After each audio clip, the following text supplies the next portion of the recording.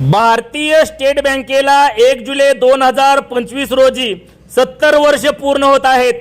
तसेच राजश्री छत्रपती शाहू महाराज जयंती व श्री संत ज्ञानेश्वर महाराज पालखी सोहळा या निमित्ताने बँकेच्या वर्धापन दिनाच्या निमित्ताने 26 जून व 27 जून रोजी भव्य रक्तदान शिबिराचे आयोजन फलटण येथील भारतीय स्टेट बँक येथे करण्यात आले आहे।